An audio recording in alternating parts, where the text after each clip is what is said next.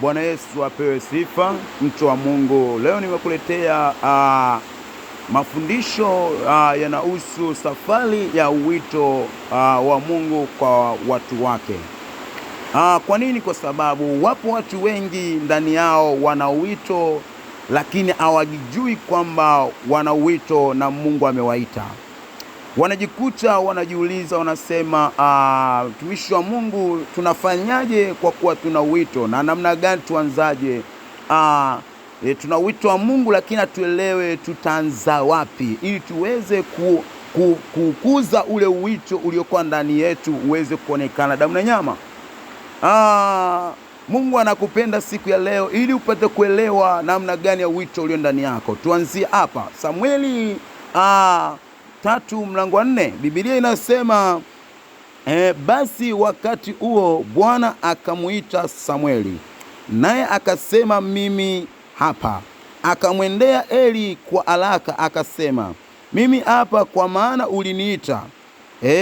Akasema, sikukuita wewe kalale. Kwa nini? Kwa sababu Samueli, Mungu alipotaka kumuita Samueli ili aifunue wito ulio ndani ya Samueli. Samueli alipoitwa na Mungu akujua, Mungu alijua ni Eli amemuita. Watu wengi Mungu anapowaita huwa hawajui kwamba Mungu anawaita. Wanajikuta wanakuwa kwenye sintofahamu, wanajikuta wanajiuliza maswali. Kwa nini? Kwa sababu Samueli, Mungu alipotaka kumuita na aliwekeza wito ndani yake ya kumcha yeye. Lakini Samueli akujua kwamba Mungu alikuwa anamuita, akabaki akijua kwamba Eli ndio anamuita. Kwa nini? Kwa nini? Kisoma ule mstari wa 6, Biblia inasema Bwana akamuita mara ya pili, Samueli, Samueli.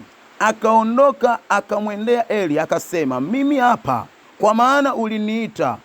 Akajibu, sikukuita mwanangu, kalale tena. Kwa nini? Hiyo ni mara ya pili. Mungu ana tabia ya kuongea mara ya tatu. Baada ya mara ya tatu Samueli kwenda kumwendea Eli, Eli akajua kwamba Mungu amemwita. Watu wengi Mungu anapowaita ili kukuza ule wito ulio ndani yao uweze kuonekana.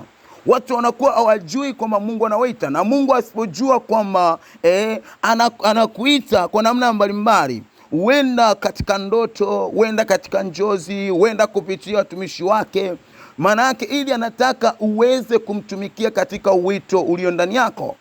Kuna mwingine ameitwa ili kuwa mpambanuzi wa mambo ya rohoni. Kuna mwingine ameitwa ili kwa ajili ya kusikia sauti ya Mungu na kufanya kazi. Kuna mwingine ameitwa ili kuwa nabii kwa ajili ya kutetea raia au maisha ya watu.